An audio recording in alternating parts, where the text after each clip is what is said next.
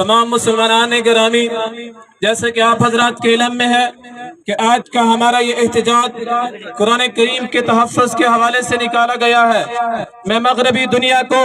یہ پیغام پہنچا دینا چاہتا ہوں کہ ہماری چھوٹی سی درابند تحصیل میں یہ لوگوں کا، مسلمانوں کا جمع غفیر دیکھ لیں، قرآن کریم سے محبت کا ثبوت دیکھ لیں، قرآن کریم کے تحفظ کے لیے لوگوں کا یہ نکلنا دیکھ لیں۔ آج بھی ہمارا ایمان زندہ ہے، آج بھی قرآن کریم میں اپنی جانیں قربان کرنے کے لیے ہم تیار ہیں، اور قرآن کریم کے تحفظ کے لیے ساری مغربی دنیا، تمام غیر مسلم ممالک سن لیں، قرآن کریم کے تحفظ پہ، قرآن کریم کے تقدس پہ، قرآن کریم کی حرمت پہ ہم جان دے بھی سکتے ہیں، جان لے بھی سکتے ہیں۔ اور میرے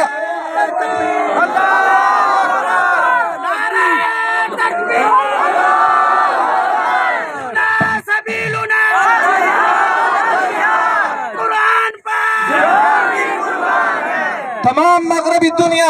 اہل کتاب، یہود و ہنود، مشرکین، جتنے بھی غیر مسلم ہیں، آج یہ پیغام سن لیں سوشل میڈیا کی وساطت سے، لے آؤ ایسی کتاب، لے آؤ ایسی کتاب جس کے اندر ساری زندگی کا موجود ہو، طرز زندگی موجود ہو، تا قیامت یہ کفار پر لٹکتی تلوار کی طرح یہ چیلنج میرا برقرار رہے گا۔ ایسی کتاب لے آؤ جس کا حرف